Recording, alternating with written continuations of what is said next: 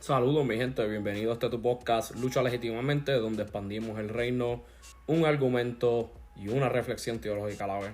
Te habla Edward, el host de este podcast, y hoy vamos a estar hablando, vamos a comenzar una serie. Quiero darle una pausa a Isaías. Yo sé que es muy buena, pero me gustaría hablar sobre el, el libro o la carta del apóstol Pablo a la iglesia de los romanos. Sé que llevo tiempo sin poner nada, solamente estoy poniendo artículos en la página que pueden verificar en Instagram, @lucha legítimamente, y pueden ver todo lo que he estado publicando, lo que he estado escribiendo. Y últimamente pues me he enfocado en la carta a los romanos por el hecho de que le estoy enseñando a mis jóvenes en la iglesia sobre la carta a los romanos. Y también ha sido un viaje interesante para mí. El libro que estoy utilizando para esta serie se llama Romans for You, de el pastor Timothy Keller. Él lamentablemente falleció el año pasado, so que todavía estamos lamentando esa pérdida. Pero esta serie tiene dos libros del mismo pastor, Tim Keller. Y está el primer libro, que es Romanos del 1 al 7, Romans 1 to 7 for You. Y está Romanos para ti, del capítulo 8 al 16. Es bastante práctico. No es un comentario bíblico per se.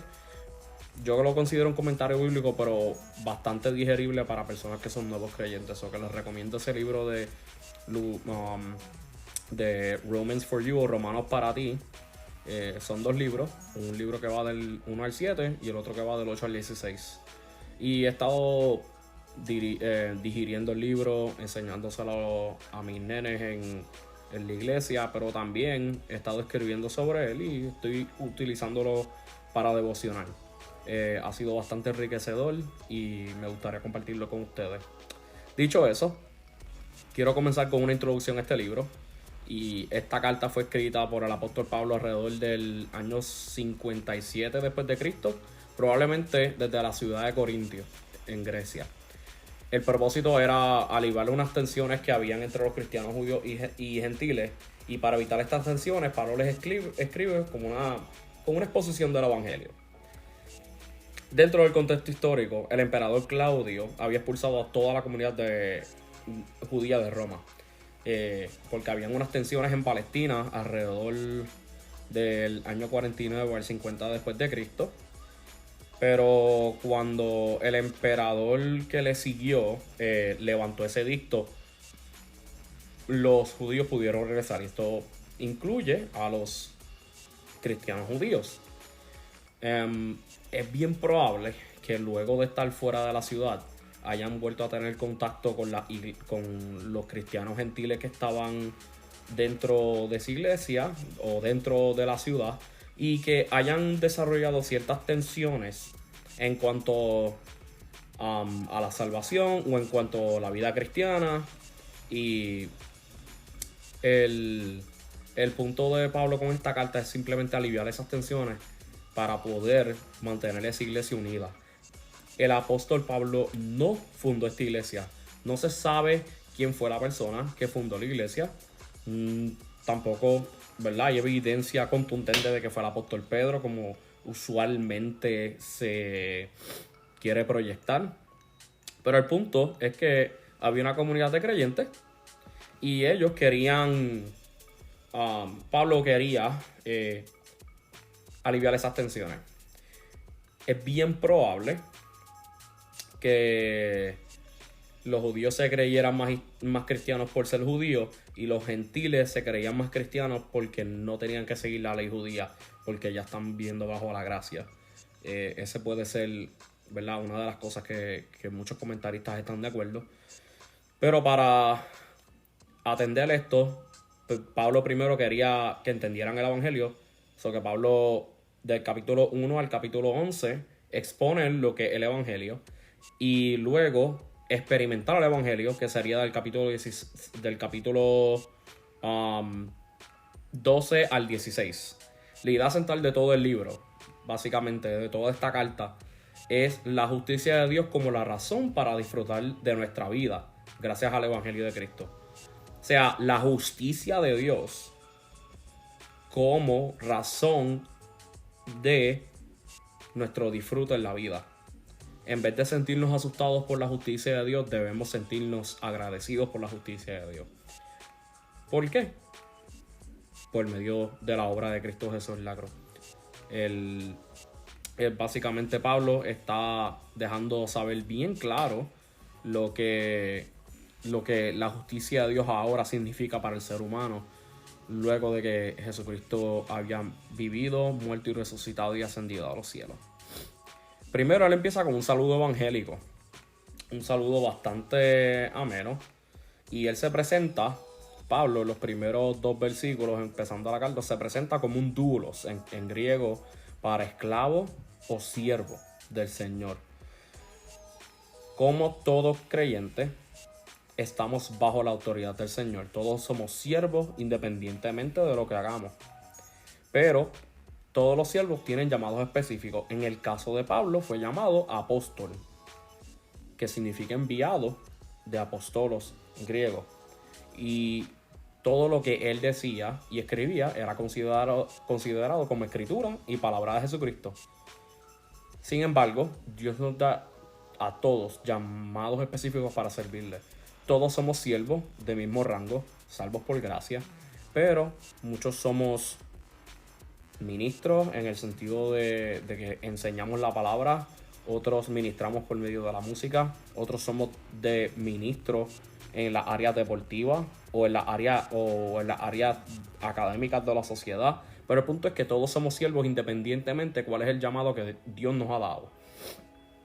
Luego, él expone rápidamente lo que es el evangelio o quién es el evangelio, porque el evangelio o la buena noticia se trata de una persona, no es simplemente un mensaje. Evangelion, que significa buena noticia en griego, es una declaración de la victoria de un rey por medio de un heraldo, una declaración de victoria, paz y estabilidad. Cuando un emperador o cuando un rey obtenía la victoria, venía un heraldo y corría un maratón y declaraba la buena noticia a la ciudad, diciendo de que hemos conquistado o hemos obtenido la victoria. Y ese es el lenguaje que se utiliza en el Nuevo Testamento para hablar de la obra de Jesús. El evangelio es una persona y no es una filosofía. Esta persona es Jesús. Y el evangelio se trata de Jesús y no se trata de nosotros. Este evangelio no tiene que ver con Pablo, porque viene de Dios. Entonces Pablo no puede cambiarlo o suavizarlo para evitar ofender a otro. O sea, Pablo no puede darse esa dicha de suavizar o cambiar el evangelio para ofender a la persona. Y nosotros tampoco tenemos el derecho o tenemos que cambiar el evangelio, porque ya el evangelio está consumado. Y el contenido de este evangelio, de nuevo, es una persona, es Jesús. Del 3 al 4 vemos que Pablo habla de que Jesucristo es el Dios encarnado, es 100% Dios y 100% hombre, y es prometido en las escrituras del Antiguo Testamento. Fue el Mesías prometido por los profetas y el Rey universal que Dios prometió en su pacto con David. Entonces Jesús resucita luego de ser crucificado como evidencia de que él era y es el Hijo de Dios y el Mesías prometido, y que ahora mismo está reinando a la diestra de Dios. Ahora mismo, a pesar de que el mundo está vuelto un caos, Jesucristo sigue siendo rey y está reinando ahora mismo. Y una de las cosas que podemos ver aquí es que el Hijo de Dios, como dice C.S. Lewis, el Hijo de Dios se hizo hombre para que los hombres se pudieran convertir en hijos de Dios. Y ese es el evangelio, ese es el contenido que tiene esta persona del evangelio, que es Jesús. El llamado en el verso 5 es un llamado por gracia. Es un regalo inmerecido de Dios a una persona pecadora. Cuando Dios llamó a Pablo, le dio su gracia para empoderarlo. Y el Evangelio es una declaración de Jesús como el Rey del Universo que nos llama a arrepentirnos y a poner toda nuestra confianza sobre Él. Esta gracia, este llamado por gracia, nos da la fe que tiene como consecuencia obedecer a Dios en amor. La obra no es la condición para que Dios nos salve, sino que es la respuesta a la nueva vida que tenemos por medio de la fe. Entonces también podemos verle, Pablo menciona del verso 6 al 12, que por qué él quiere ir a Roma. Porque quiere ver lo saludable que es la iglesia. Tenían un buen testimonio, según el verso 8, hablaban muy bien de esta iglesia y Pablo quería bendecirlo con sus dones. Y él ser bendecido por los dones de esta iglesia, del verso 9 al verso 10, vemos que él quería impartir un don y ser bendecido con cualquier don que tuviese estos hermanos en la ciudad de Roma. Pablo estaba orando para poder verlos en persona. Y esto nos puede enseñar algo bien importante. Y es primero que nos enseña a que una fe en el Rey Jesús es una fe que nos mueva a bendecir con humildad a nuestros hermanos. Pablo, siendo apóstol, estaba loco por ser bendecido y ser ministrado por sus hermanos en la fe en Roma.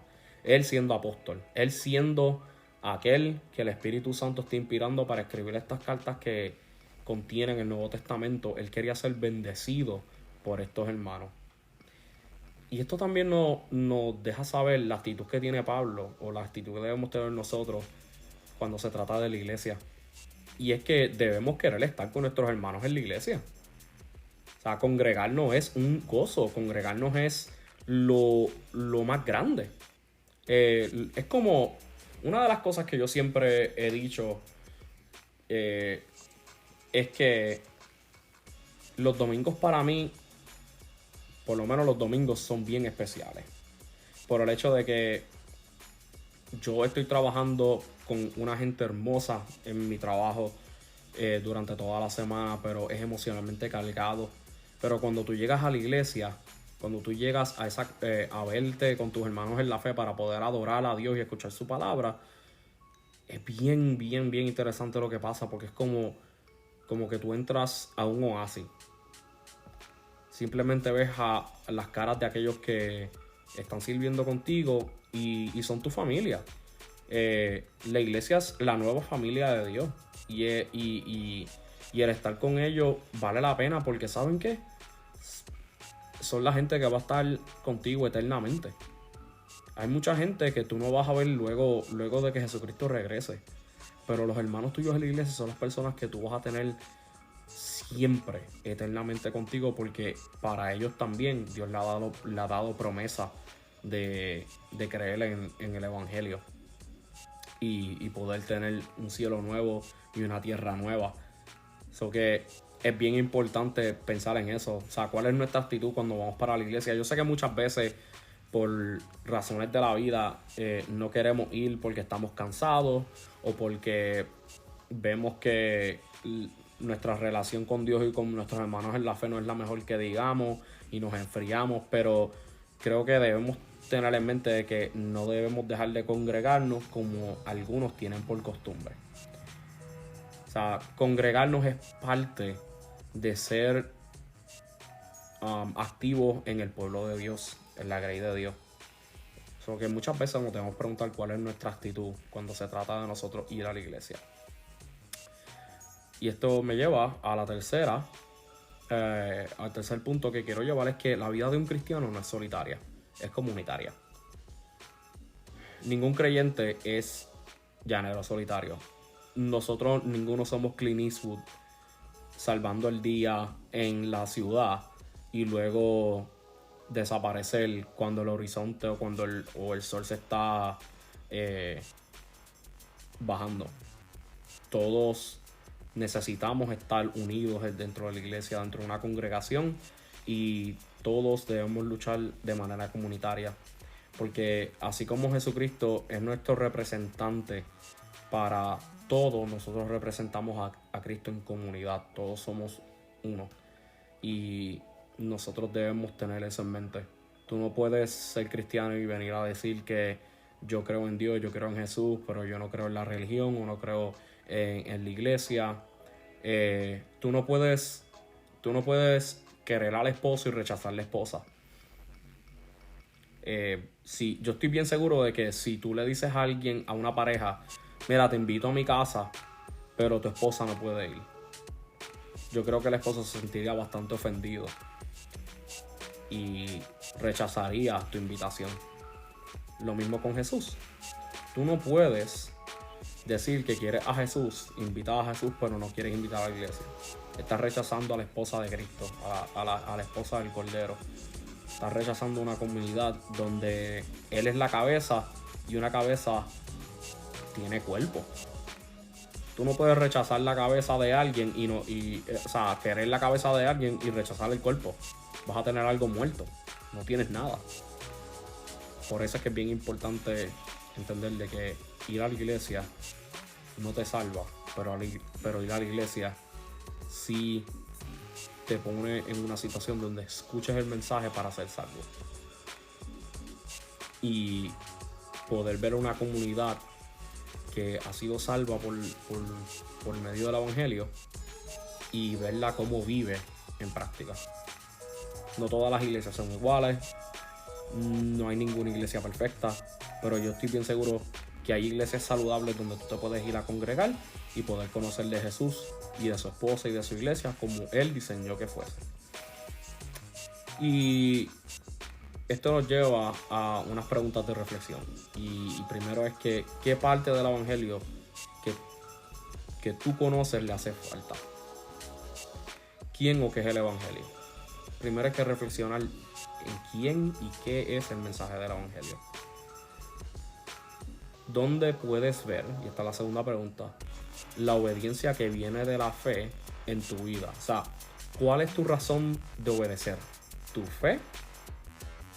¿O simplemente el querer ir al cielo por tu cuenta? ¿Y para qué vas a la iglesia los domingos? ¿O a los grupos de jóvenes, si eres joven? ¿Cuál es tu actitud?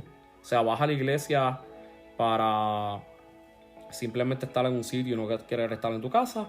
¿O vas para la iglesia porque entiendes que la iglesia es la comunidad de fe que Dios ama y quiere que tú estés involucrado? ¿Tú vas a la iglesia para ser servido o para servir? Son preguntas bien importantes. ¿Cuál es tu verdadera actitud? Este sería el primer episodio de Romanos, la introducción y un poquito del capítulo 1. Próximamente estaremos hablando del capítulo 1, la segunda parte. Es bastante extenso y como el libro, pues quise dividirlo en ciertas partes para poder cubrir todo. Nada, mi gente, espero que puedan suscribirse, denle like, compartan y edifiquen para expandir el reino de Dios, un argumento y una reflexión teológica a la vez. Muchas gracias. De nuevo, vayan a Facebook y sigan a Lucha Legítimamente. Vayan a Instagram y sigan Lucha Legítimamente. Denle, suscríbanse al canal, no solamente de YouTube, también estamos en YouTube. También suscríbanse a Spotify, que es donde se suben estos episodios. Y también suscríbanse a lo que es Apple Podcast, si es que ustedes tienen Apple. Así ustedes pueden ¿verdad? Suscribirse, denle 5 estrellitas y compártalo para que así se añade al algoritmo y podamos edificar a la gente que probablemente no conoce del evangelio o no conoce del mensaje de Jesús, y tú puedas ser de bendición compartiendo este mensaje. Mi gente, se me cuidan, Dios los bendiga un montón y nos vemos o nos escuchamos la próximamente. Chequeamos.